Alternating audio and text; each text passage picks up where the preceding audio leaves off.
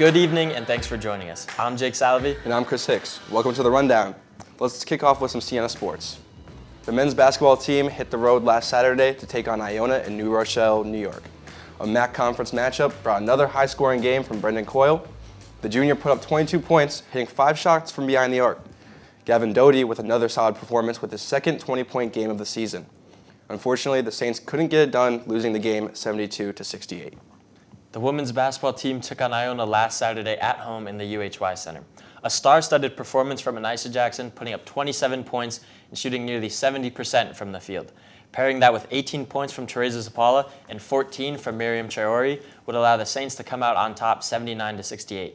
Their following match came on Thursday against Marist. Another double-digit performance from Teresa Zapala, who had 16 points. Zapala also reached 1,000 career points, joining her teammate Anisha Jackson as the 31st player in program history to reach this milestone. The Saints would go on to win their second in a row, 62-46. Their next game is today against Quinnipiac in Hamden, Connecticut. The water polo team traveled to Princeton for their season opener invitational. On the first day, they took a win against Azusa Pacific 13-12. Siena took an early lead 5-1, however, Azusa Pacific fought back to make the score close at 7-5. The game remained close and Azusa almost completed the comeback, but Siena held out for the victory. The second game was against Bucknell. Siena took an early lead with Catherine Williamson netting a hat trick in the first period. However, Bucknell's defense shut down Siena to complete the comeback. To finish off the Princeton Invitational, Siena played St. Francis. St. Francis hopped out to an early lead, 4-2, to start the game, and it was downhill from there for the Saints, as St. Francis poured on the pressure and secured a 16-9 win. Men's tennis welcomed LIU to their 2025 home opener last Saturday. They lost via a 4-3 decision, with Bruno Varela, Maxwell Acree, and Emilio Zavala Salinas picking up wins for Siena singles. And on Sunday, the women's tennis team also started their 2025 campaign. Andrea Vargas, Madeline DeFabre Schumacher won in their respective singles matches. Unfortunately, it wasn't enough as the Minutewomen took the win on the day with a score of 5-2. That's all we have today for sports. And the Rundown's very own Nicolette Cash has an interview upcoming with the Siena softball team. Let's take a look. Chris, thank you guys. So I am here today with two 2024 MAC softball champions. I'm here with Madi and Kenzie. You guys just had your ring ceremony last week, which was super exciting. But let's roll it back a little bit to last May. So how did it feel winning your MAC championship? Honestly, it was such a surreal feeling. And every time I talk about it, I'm like, wow, we did that. And I just can't believe it, still to this day. And it will be something that, I remember forever. Yeah, no, it definitely feels surreal still. Just, very proud moment for all of us. We put in so much work to get there and going in, as the 6th seed, and working our way to winning it all.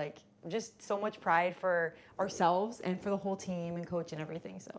That lucky 6th seed hasn't been, won for the championship since 2022, right? Mm-hmm. Close game, 7-6. What was that like? Oh my gosh, it was extreme anxiety, honestly, because we were up, 7-2, going into the top of the 7th. Yeah. We had won the winner's bracket, but Canisius was a higher seed than us, so they actually still got to be home for the championship game. And we were going into the bottom of the 7th, 7-2, and they were just making it happen, and then it was 7-6, and we were like, uh-oh. We had runner at third, and we had some of Canisius best hitters up to that, coming up in the lineup, and we buckled down and we got it done. Yeah, shout out Michaela for making that awesome grab and right. Kenzie, I think summed it up perfectly. It was a do or die kind of moment. We all knew that. I know I went out and talked to Alyssa in the circle before it, and I just remember I was like, this is it. We're either gonna do it or we're not, and we're gonna do it. End of story. There's literal tears. I think tears in my eyes. Yeah. In that field when Chrissy McGee-Ross stepped up to bat, and I was like, oh no. Yeah. Yeah. Definitely a panic moment. Oh my gosh. But then you guys got through it and won. Mm-hmm. Got your rings. Yes. So Texas, how was that? Totally surreal.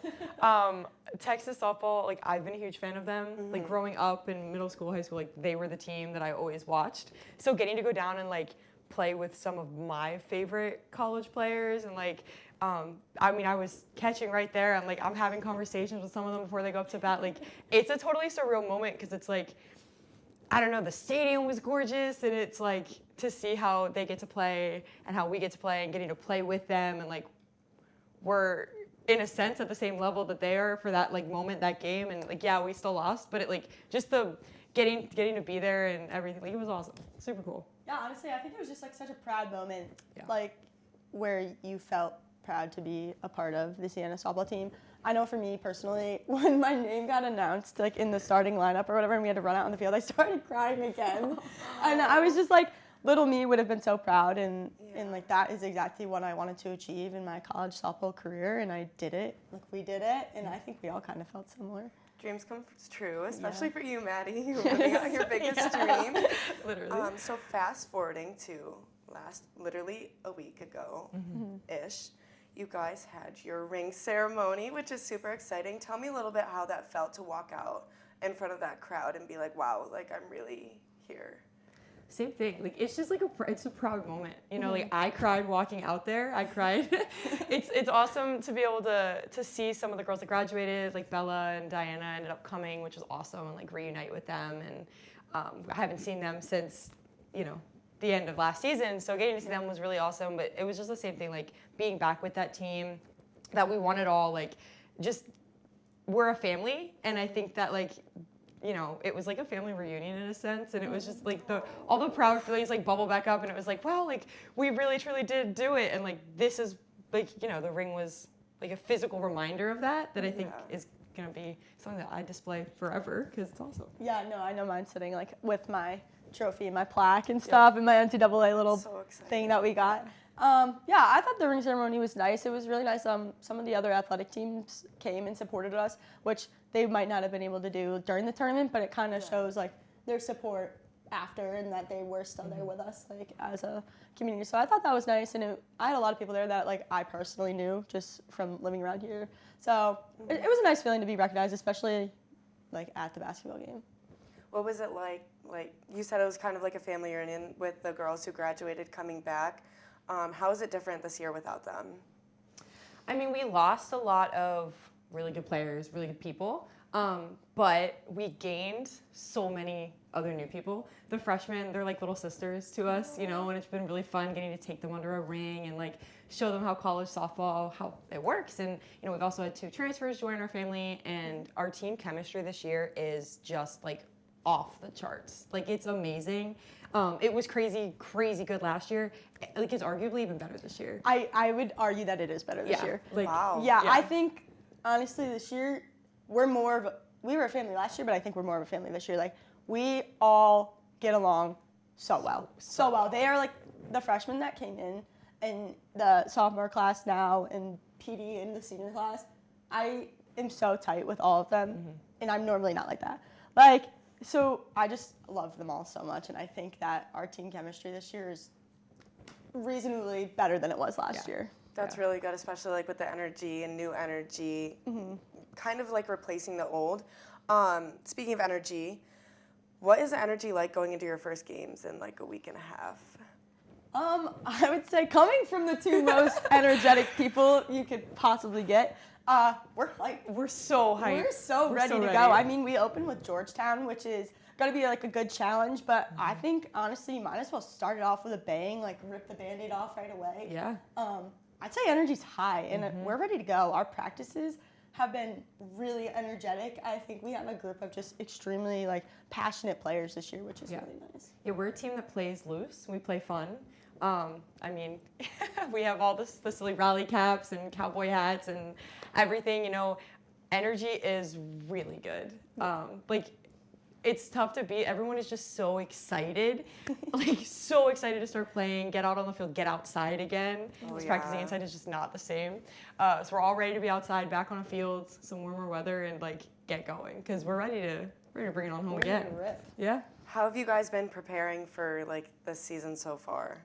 I just think that something that we've been really trying to preach, like in the locker room, on the field, is like come with your best stuff every single day. Give it 120 every day. I mean, we go hard in practice. We get dirty for every ball. Like even though we're inside on that hard floor, like it doesn't matter. You're going to play it like you would play it in a game. And I just think playing, like practicing how you play is what really translates over to the games. Yeah. And going off of that too, it's a lot of, we focus on all positive talk in the locker room. We don't let any negativity enter that space because you're like Kenzie said, you're going to practice like you play, and if you walk into practice with a negative attitude, you're going to play with a negative attitude. So we are, like we said too, a family. So our family is a positive family.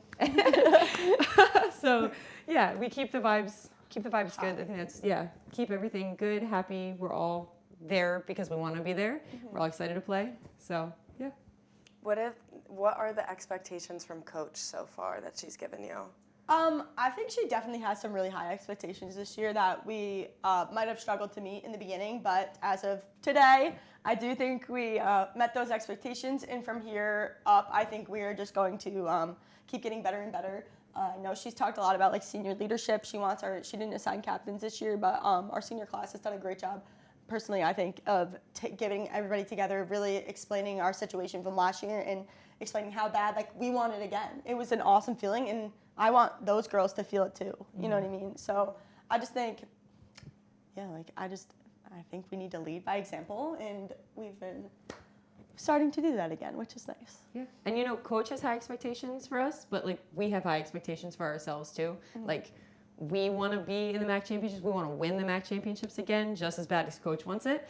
And I think, the good thing is a lot of our younger girls, the freshmen that just came in, our sophomore class, everybody's totally bought into the program. Everyone's bought into our expectations. So, yeah, high expectations, high hopes. Yeah. What are you guys most excited for this season? I think just to honestly run it back. Yeah. I'm ready to go. You know what I mean? I just feel like we ended on a high, and I want to keep it where it was at. I'm really excited to play my senior year and my senior season, and I'm just gonna give 120% every time because you never know when it could be the last time that you're playing. Yeah, I mean, same thing. It's the last one. I'm excited. I'm excited to just lay it all out there. Yeah, we're bringing home another championship this year, hopefully. Yeah, we are. I want a second ring. I'm excited for that. I'm excited to win it all again. Absolutely. Well, best of luck to you guys. Honestly, two-peat. Let's go for it. Honestly, really. Thank you guys so much for coming out tonight. I really appreciate it. Thank you. Good luck in your upcoming practices, and I know you guys are flying out soon to warmer weather. So exciting. Maggie and the boys, back to you guys. Thank you, Nicolette. Good afternoon, everyone, and thank you for being with us on your Saturday. Matt Coloma, Stephen Jones, I'm Maggie Miller. If you're a Jets fan like I am, we have some news coming from the head office, but first we need to talk about the NFL's biggest games coming from the weekend. Sunday, 4 of the hottest teams in the NFL squared off to claim the titles of NFC and AFC champions. Starting off with the NFC, the Philadelphia Eagles hosted the Washington Commanders. The Birds came into this game fired up. Star running back Saquon Barkley scored not 1, but 2 touchdowns in the first quarter. The Eagles went on to score 6 more touchdowns, but we can't count out the Commanders. They tallied up 2 touchdowns and 3 field goals, but couldn't stand against the Eagles' defense. The final score being 55-23. Now, Matt, what do you think stands out about the Eagles' offense, especially in a game like we saw Sunday? I honestly think this was just a good old-fashioned spanking. I think going into this game, I think this is probably what we all expected, right? Maybe not to this magnitude. 55-23 is a complete blowout. But let's just look at these teams' rosters, right? I mean, the Eagles have Saquon Barkley. They got Brian Robinson over there. Solid player, not great. The Commanders definitely deserve to be here with how they played in the playoffs, but they were no match for the Eagles. I mean, the Eagles, their roster construction, you got to look at it from the bottom up. It all starts with that O-line, those big guys up front. Will Shipley had 77 rushing yards in the garbage time of this game. So, honestly, you could probably put me behind there, and I'd get some yards. So, it all starts with the coaching, too. Nick Sirianni, I'm not a big fan of him as a guy, but you got to credit him. You got to credit Howie Roseman, the GM, on how they constructed this team. And you got to credit Jalen Hurts. Jalen Hurts played a clean game, had 246 passing yards. He had a touchdown. He only missed on 8 passes. So, I mean, Jalen Hurts, he's maybe not a Patrick Mahomes-level quarterback. He's not a Jaden Daniels, maybe. But, he gets the job done. And at the end of the day, that's what matters. To the Commanders, don't worry. You have a chance to be back here next year. However, there is some steps you have to take, right? you have to figure out how to beat Philly in this game, right? Not just during the regular season. You have to figure out how to continue to beat Dallas, how to figure out how to beat my Giants, right? That might not be hard. All right. But if you're the Commanders also, you have to beat a lot of other good talent too, which they struggled a little bit this year. But what moves will Dan Quinn in the front office make? How will they get better? What will they do to take care of the defense? And by the way, we got to shout out Zach Ertz. He turned back the clock a little bit in his old stomping grounds in Philly. 11 receptions, 104 yards. He was outstanding. So it's something to figure out. Does Zach Ertz have a little bit more left in the tank as a leader? Is this going to be handed over to a younger offense? What will the Commanders do? But, Matt, you're right. Total spanking. Philly was just in full control. And to your point, I mean, you know, the Commanders do have a lot of cap space this offseason. They got draft picks to work with, so yeah, they'll be back. It's not their year. They arrived early, you know. They got that prime 2-day shipping. They got here a little early, yeah. All right, so following on to probably one of the most watched games from Sunday, the AFC Championship. The Buffalo Bills traveled to Arrowhead Stadium to take on the Kansas City Chiefs. This was a back-and-forth game which saw the Chiefs prevail once again against the Bills. So, Steve, what are your thoughts on this chapter of the Chiefs-Bills rivalry? Last week I came on here and I said to Josh Allen, your window of the Chiefs' vulnerability is closing, right? It's closing even more now. I don't know how much the Chiefs have left in the tank to keep this performance of play going, but it seems as if you'll have a chance to beat out Josh Allen. With that said, Josh Allen, when's the time where you feel like and realize, well, Buffalo's really not doing me justice? Do I go and follow the money and go somewhere else, or do I have to have a conversation where I have to be more of a leader and realize this is on me and I need to push my front office to go get me more weapons, more defensive weapons? Because once again, in this playoff installment, Kansas City just gets them again. No wide right, but man, was it close to it, right? The Chiefs had a field goal with 3.5 minutes left? Now, all of a sudden, Josh Allen, you can flip the script, right? This awful nightmare that has happened to you in the playoffs in the past, you have a chance to change it, and just on 3rd and 4th down, and especially in the second half, they couldn't execute, right? He threw up a pass to Dalton Kincaid that gave Ravens fans painful memories, but what are you going to do? At the end of the day, it was a ball that it was dropped. It was not a great play overall. It was Josh Allen literally throwing up a Hail Mary, but out of the end zone. There's nothing you can do about it. And once again, the Chiefs, they had a chance for a quick stop, and once again, flip the switch again. But no, they couldn't get it done. So that's both on the offense and the defense. Yeah, I've been waiting for this all week. So I'm going to turn to the camera and talk directly to the Buffalo Bills. Here we go. Buffalo, no one to blame here but yourselves. Let's be real, okay? This all started when you passed on Xavier Worthy in the draft, let him go to Kansas City. This really all starts when you traded the 10th overall pick to the Chiefs that allowed them to select Patrick Mahomes.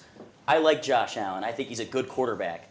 But just like Kendrick says, there's no big three, it's big me. Patrick Mahomes is the best quarterback in the NFL. No one's close. That narrative died on Sunday, okay? James Cook had almost 1,300 all-purpose yards this year. 1,300.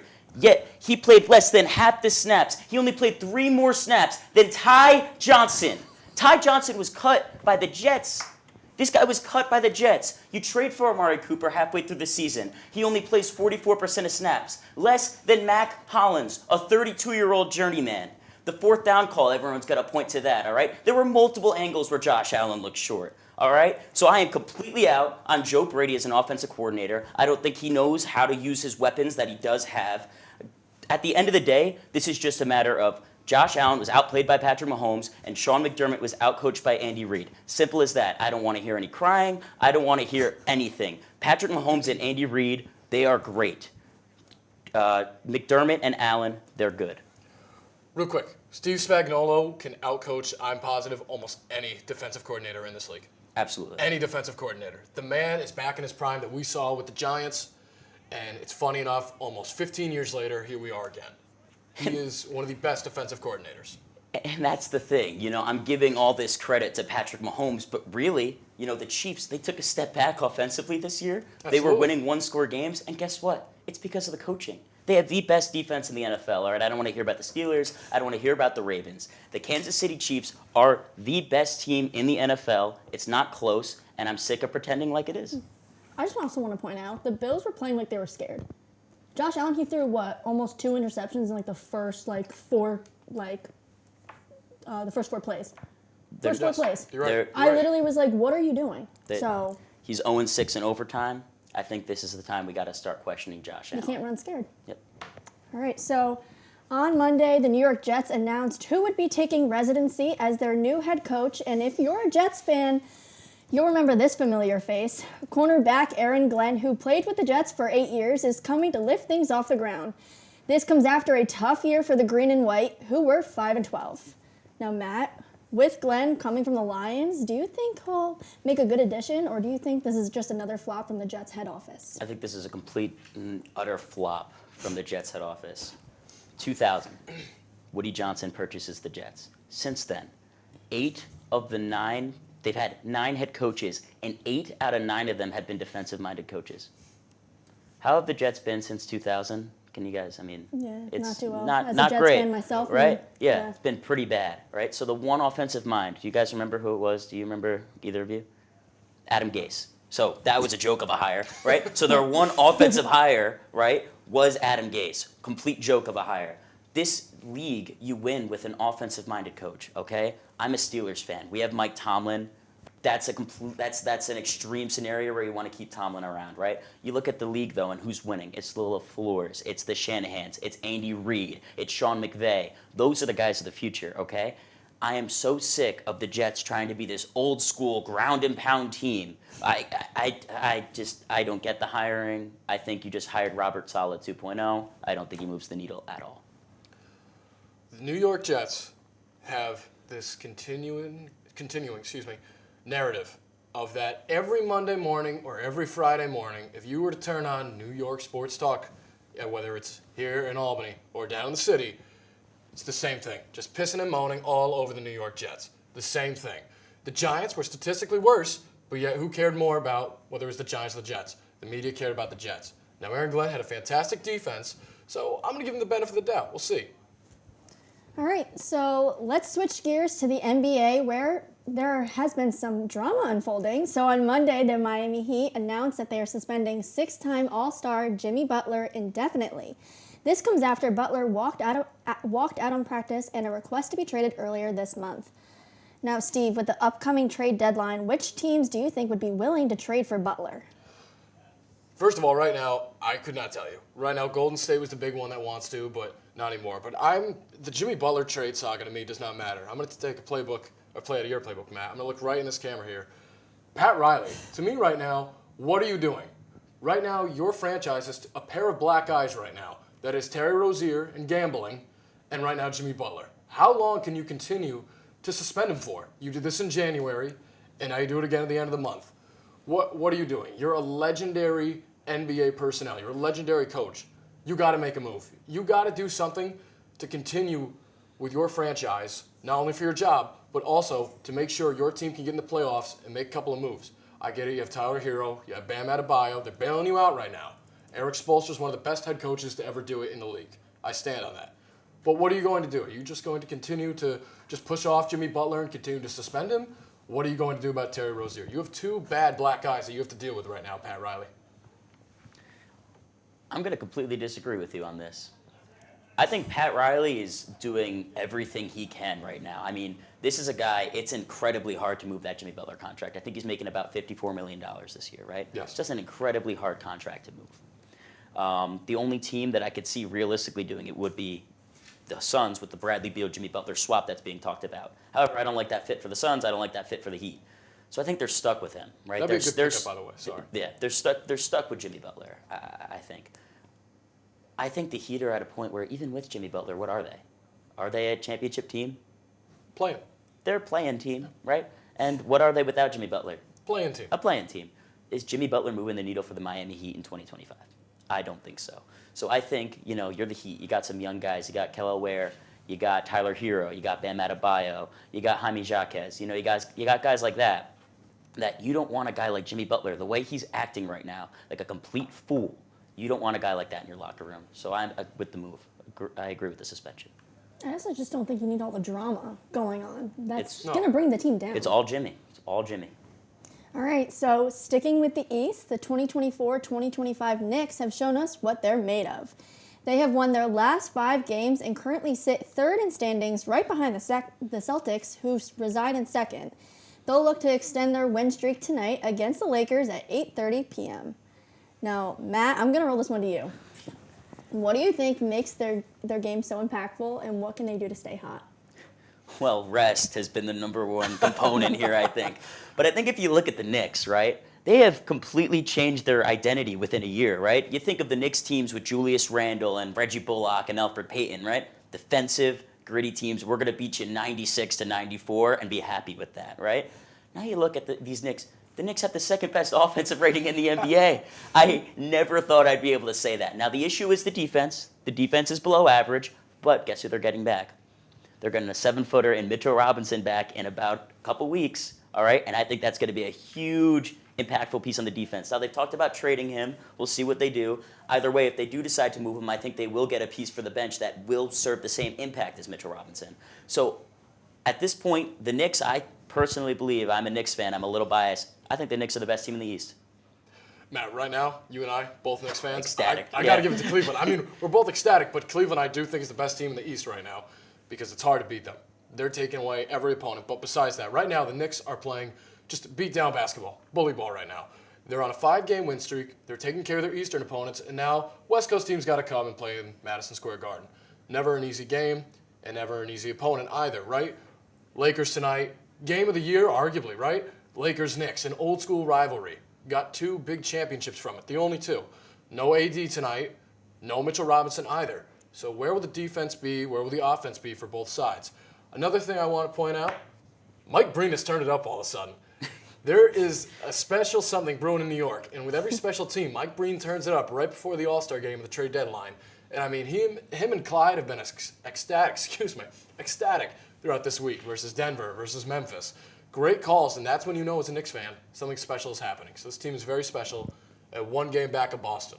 1 game back of getting a play-in victim, possibly. All right, so now with only 54 days till opening day, off-season moves are still being made in the MLB. On Thursday, it was announced that 3-time Cy Young winner Max Scherzer would be going to the Blue Jays on a 1-year, $15.5 million deal. Scherzer, who is turning 41, has stayed relatively consistent last season with a 3.95 ERA and a 0.4 WAR. Meanwhile, 3-time Cy Young winner Justin Verlander, who had a season-worst 5.48 ERA, was traded to San Francisco this offseason, and he's turning 42. So, out of these 2 teams, who do you think is going to make the biggest impact on their team? Steve, we'll start with you. Well, right now, with the Scherzer and the Jays, I think this is just a repeat of what they did with Hyun-Jin Ryu after the Dodgers had that mammoth season in 2020, right? He's now in the Korean baseball organization.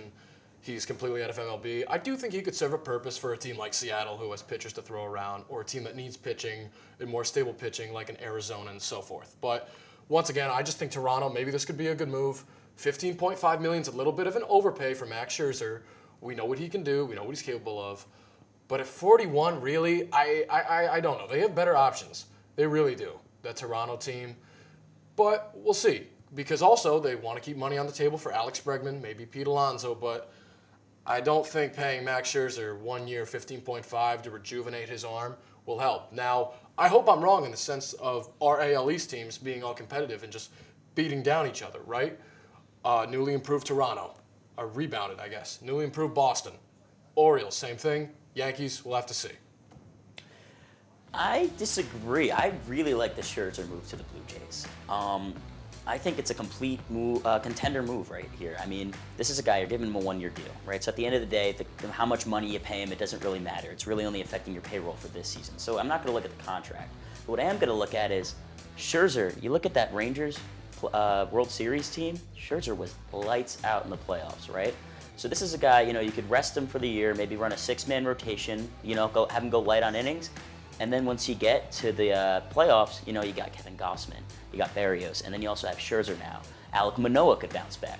I have a bigger issue with the Verlander signing. I think the Verlander signing was a complete panic move, in my opinion, by the Giants after not landing Corbin Burns, but we'll see how it turns out. All right, so that'll end this show. Thank you to Jake, Chris, Joe, and Nicolette. With you, Matt, Steve, and Maggie. If you want to see more of this, catch us again next Saturday. Have a great rest of your afternoon, everyone.